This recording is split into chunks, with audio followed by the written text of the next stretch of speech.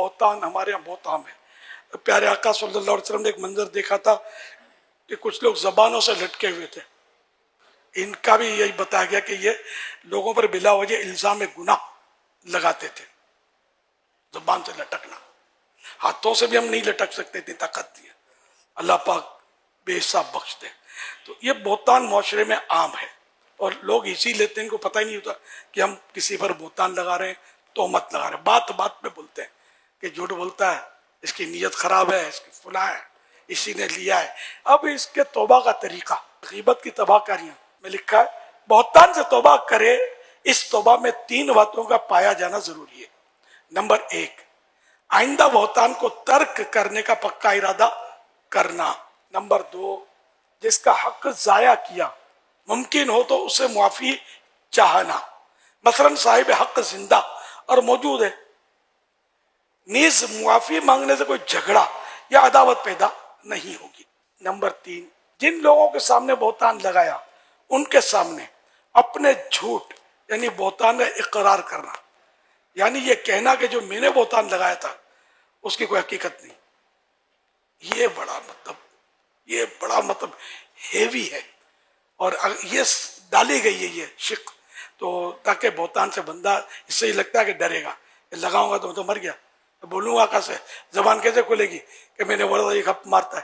یعنی یہ جس کے سامنے بہتان باندھا، مثلا ان سے کہا کہ فلاں نے جھوٹ بولا اور اب یہ پتا ہے کہ یہ جھوٹ تو بولا نہیں تھا اس نے، تو بہتان تھا.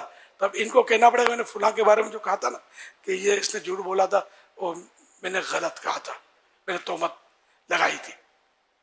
اب یہ کیسی زبان بھاری ہوگی، میں نے بیان میں تو بول دیا لیکن جب سر پہ آ کے پڑے تو ہمت بڑے بڑے کی نہ ہو. تو یہ توبہ کی یہ بھی ایک یعنی کہ یہ حصہ ہے. اس طرح گناہ معاف کروانے کے لیے یہ صورتیں کرنی ہوگی. اللہ کی جناب میں بھی توبہ کرے، توبہ تو اللہ کی جناب میں ہوتی ہے. اچھا حضور، یہ تو ایک بندے کو کہا تو اس کو یہ کہنا ہوگا کہ میں نے جو بات کی تھی وہ غلط تھی.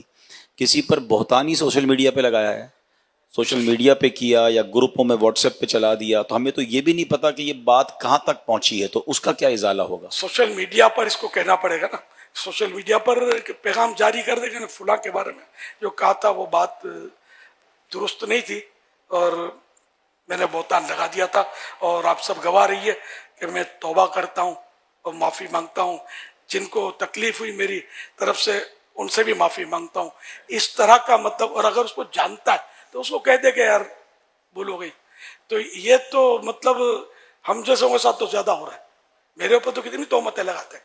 میں سوچتا ہوں کاش یا میرے سامنے آ کے بیٹھ جائے، یار چھوٹے باپ پہ آ کے بیٹھ جائے تو میں اس کو سمجھا دوں گا یار تم کیا بول رہے ہو. بڑے باپ کے تو میں کمزور ہوں، پھنس جاؤں گا، بولوں گا تو مزید شور مچا دے گا سوشل میڈیا پہ جا کے.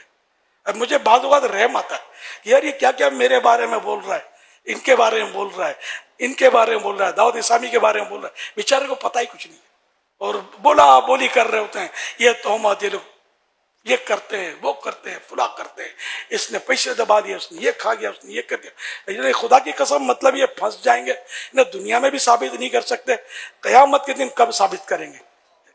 یعنی مطلب کیا کیا خالی دشمنی مجھ سے ہے تو بس شروع ہو گئے، اس سے دشمنی ہے شروع ہو گئے، اس سے دشمنی ہے شروع ہو گئے. تو یہ سوشل میڈیا کا مزاج ابھی تو آپ بولے سوشل میڈیا کا مزاج ہے، تو مرنے کے بعد پتہ چلے گا کتنے 200 ہوتے ہیں سوشل میڈیا کا مزاج.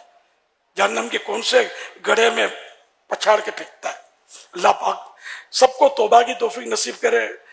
اتنا برا حال ہے، یعنی میری تو ہے نا، میں تو حیرت ہوتی ہے مجھے. یعنی بڑے بعض تو سے سافٹ انداز میں، نرم انداز میں مخاطب مجھ سے ہیں جسے، اور نرم انداز میں عزت کے ساتھ، احترام کے ساتھ فضائل بیان کر کے، سمجھے، پھر یہ غلطی، اس سے ان کو رجوع کر لینا چاہیے، اس سے ان کو مطلب معافی مانگ لینی چاہیے. فلاں کا یار ساری دنیا میں ڈیگریڈ کرنے کا یہ بھی ایک طریقہ ہے کہ روئی میں لپیٹ لپیٹ کے مارو یار، جیسے کوئی یعنی کہ وہ پانی کو مم کہنے والے بچے کو سمجھا رہے ہیں. ظاہر ہے کہ بھلے کتنا ہی سافٹ ویئر آپ کا، کتنے ہی القاب حضرت علامہ مفتی فلاں چنی چنا سب لگے ہوئے ہیں، لیکن یار یہ طریقہ یہ کون سی کتاب میں لکھا ہو اصلاح کرنے کا یار؟ کہ اس طرح سب کے سامنے اصلاح کرو، بعد میں پتہ چلے کہ بھائی یہ غلطی تو نہیں تھی، الیاس اگر وضاحت کرتا ہے، میں وضاحتیں نہیں کرتا سوشل میڈیا پر کہ پھنس جانا ہے، جواب دو، جواب الجواب، اپنے ہزار کام ہے، اتنا ٹائم نہیں ہوتا کہ ان کے پیچھے لگے اپنے. تو یہ کہ شہرت کی وجہ سے، دین کی خدمت کی وجہ سے بعضوں کو ہوتا ہے ایسا. ایک حدیث پاک یاد آئی، کل ذی نعمت محسود، کہ جس کو اللہ پاک نعمتیں دیتا ہے اس سے حسد کیا جاتا ہے. تو کہیں یہ ہوگا، کہیں غلط فہمی ہوگی، کہیں کچھ کہیں واقعی اصلاح کا جذبہ ہوتا ہوگا، لیکن طریقہ غلط ہے. جس کی غلطی ہے براہ راست اس کو سمجھایا جائے. صحابہ کرام کے اقوال موجود ہیں کہ جس نے کسی کو اکیلے میں سمجھایا، اس کو زینت دی، اس کو مطلب آراستہ کیا ہے نا، اس کو مطلب سنوار دیا، اور جس کی دوسروں کے سامنے اصلاح کی، اس نے اس کو بدنما کر دیا. اب میں نے اگر وضاحت کر دی، وضاحت آپ کی سمجھ میں آ بھی گئی، آپ نے سوری بھی کہہ دیا، یہ لاکھوں کے پاس جو میرا بارے میں پیغام محفوظ ہو گیا، دوستوں دشمنوں کے بارے میں فائل بن گئی جو میری، یہ قیامت کے دن کون سنبھالے گا؟ آپ سنبھالیں گے یا میں سنبھالوں گا؟ اور آپ کی آخرت کے لیے یہ بھی نقصان دہ ہوگا کہ آپ نے تحقیق کیوں نہیں کی، ون سائڈ سن کر اعتماد کیوں کر دیا کہ اس نے یہ کہا تو مان لیا کہ یہ ایسا ہی ہے، پھر آگے آپ نے شیئر کیا اور خرابی بڑھی. ایسے مطلب آگے بھی نہیں بڑھانے چاہیے، وہیں دفن کر دیا جائے. جس نے بھیجا ممکن ہو اس کو بھی سمجھا دیا جائے کہ بھائی جہاں جہاں بھیجا وہاں سے ڈیلیٹ جلدی کر دے، یہ گناہ بھرا کلپ، جبکہ آپ کو 100% پتا ہو کہ یہ گناہ بھرا کلپ ہے. اور گناہ بھرے کلپ بہت زیادہ چل رہے ہوتے ہیں سوشل میڈیا میں، تومتیں، بدگمانیاں، غیبتیں، پتہ نہیں کیا کیا گناہوں کا اس میں بھرمار ہوتی ہے.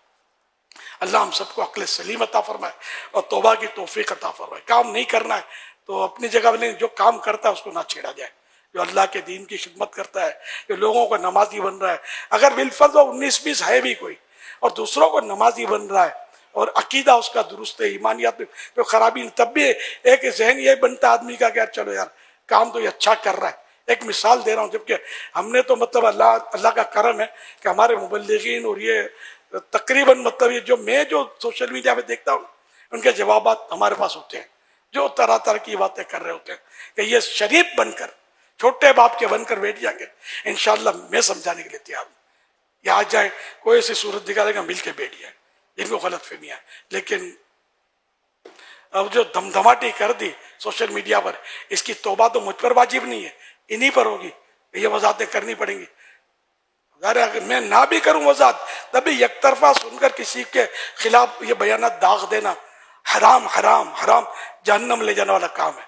وہ قرآن کریم کی وہ آیت مبارکہ ہے، وہ اشاعت فاحشہ والی، ان الذين يحبون ان تشيع الفاحشة في الذين آمنوا لهم عذاب أليم في الدنيا والآخرة والله يعلم وأنتم لا تعلمون.